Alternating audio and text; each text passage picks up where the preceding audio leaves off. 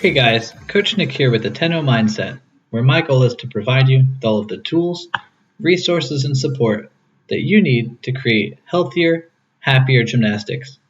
I'm so glad that you're here with me today. In today's episode, we're going to talk for a little bit about self-esteem. Self-esteem is a kind of complicated subject, and everybody defines it a little bit differently and has a different idea of how we can use it to our advantage. One of the best books I've ever read is called The 6 Pillars of Self-Esteem.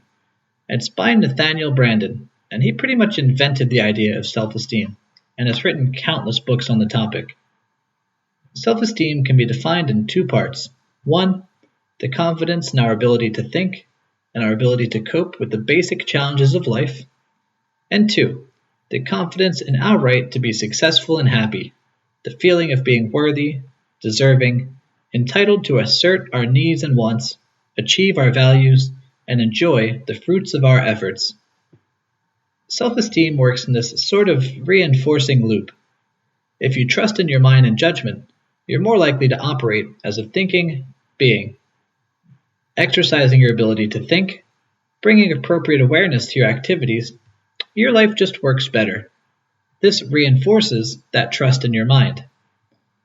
Likewise, if you distrust your mind, you're more likely to be mentally passive, to bring less awareness than you need to your activities, and to persist less in the face of difficulties. When your actions lead to disappointing or painful results, you feel justified in distrusting your mind.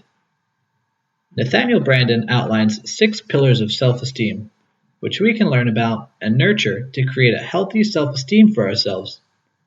We're going to do an episode on each of these self-esteem pillars individually, as they really do deserve their own episode, and there's a lot to learn about each pillar.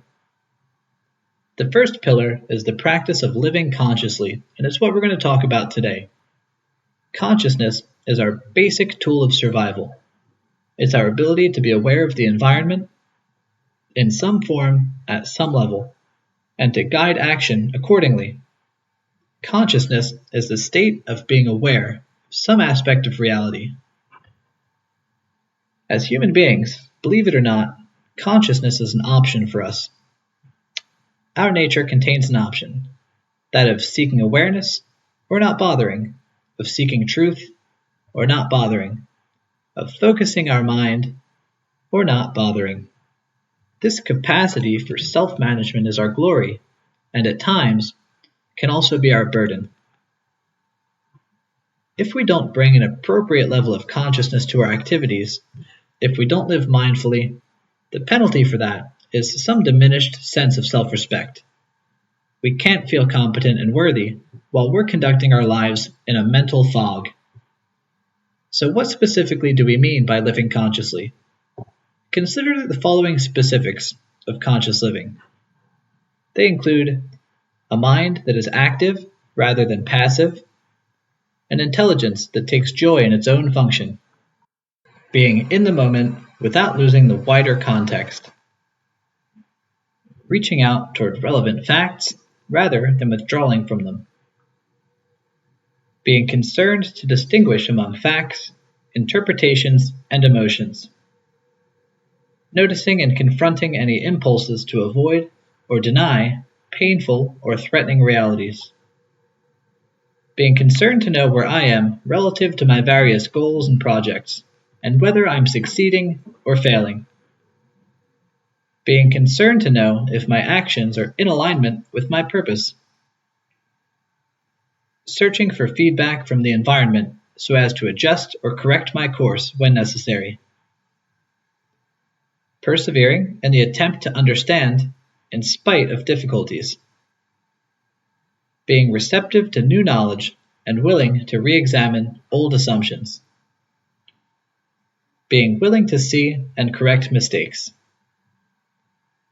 seeking always to expand awareness, a commitment to learning, therefore a commitment to growth as a way of life,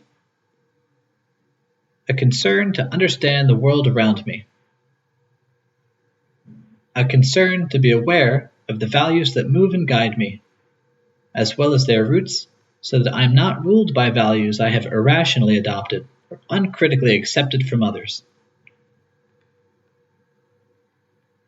Now that was quite a bit of information, but let's take a few minutes to highlight just a few of these specifics of living consciously and dive a little deeper into them. First up, being in the moment without losing the wider context. Contained in this pillar is the idea of being present to what you're doing. You have to be doing what you're doing while you're doing it. Now, this doesn't mean that your awareness is reduced in any way, disconnected from the wider context of your knowledge. We want you to be in the moment, but not trapped in the moment. It's a balance that allows you to be in the most resourceful state you can. Next up, noticing and confronting my impulses to avoid or deny painful or threatening realities. Nothing is more natural than to avoid what evokes fear and pain in us. We often have to override these avoidance impulses, but this requires that we be aware of them. What we need then is an orientation towards self-examination and self-awareness. We need to be able to direct our consciousness inward as well as outward. The last specific that we're going to talk about is being willing to see and correct mistakes. When we accept certain ideas or premises as true, it's almost inevitable that over time we become attached to them. The danger then becomes that we may not wish to recognize evidence that we are mistaken. Living consciously implies that our first loyalty is to truth, not to making ourselves right. To find it humiliating to admit an error is a certain sign that we have flawed self-esteem. Now that we've talked for a little bit about what self-esteem is, and specifically what the first pillar, living consciously, is, how do we further reflect on these concepts, raising our self-awareness, our self-esteem, and our personal effectiveness? Nathaniel Branden himself was a big fan of using sentence completion exercises, so why don't we give those a try? Sentence completion rests on the idea that all of us have more knowledge than we're normally aware of, more wisdom than we use.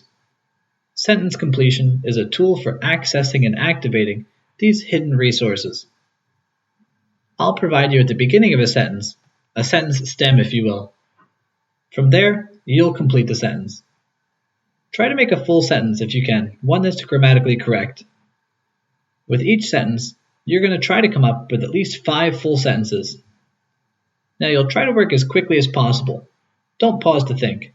If you get stuck, invent something up. Just don't stop. We'll think about 3 different sentence stems today for living consciously. Let's start with the first one. Living consciously to me means... Now go ahead, as quickly as possible, without pausing for reflection, write as many endings for that sentence as you can in a minute or 2. Don't worry if they're literally true, or if they make sense, or if they're profound. Write anything, but write something. Once you've done that, let's move on to the next sentence stem. If I bring 5% more awareness to my activities today, what will you finish the sentence with? Take a moment and quickly come up with at least 5 endings for this stem.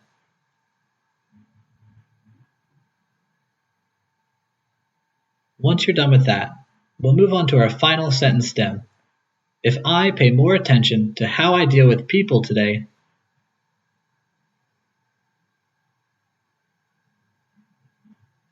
just like before, quickly complete the sentence at least 5 times, without pausing to think or reflect. Living consciously is both a practice and a mindset, an orientation toward life. If we reflect on this issue, we will notice that we tend to be more conscious in some areas of our life than others.